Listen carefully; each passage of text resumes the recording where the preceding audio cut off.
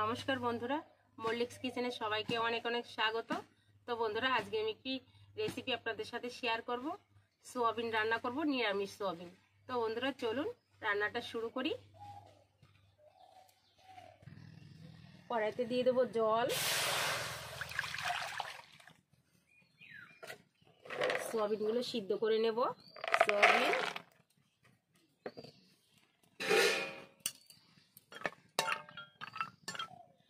আলুগুলো আমি কেটে রেখেছি, সোয়াবিনের ভিতর দিয়ে সিদ্ধ করে নেব।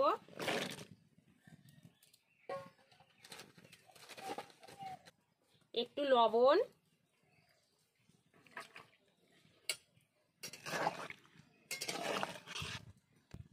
আমি 5 মিনিট মতো সিদ্ধ করে নেব। আলু সোয়াবিনগুলো সিদ্ধ করে নিয়েছি, নামিয়ে নেব।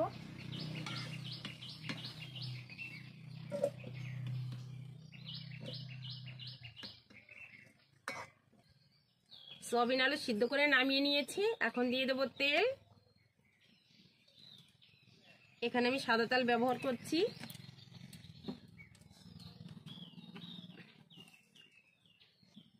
গোটা জিরে,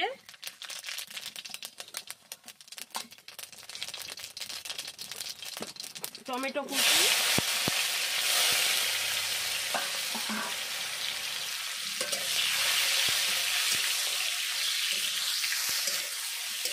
টমেটোটা ভেজে নিয়েছি। এখন দিয়ে দেবো বেটে রাখা আদা আর জিরে।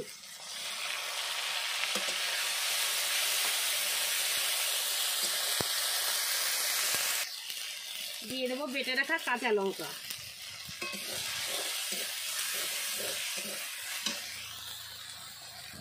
লবণ,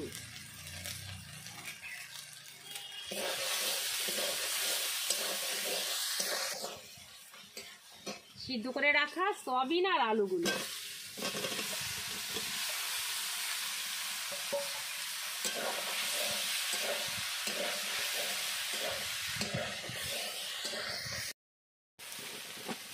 দিয়ে দেবো একটু হলুদ গুঁড়ো,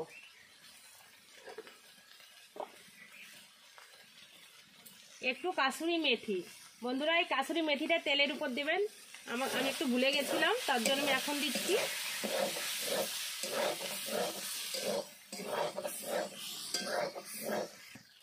দিয়ে দেবো পরিমাণ মতো জল।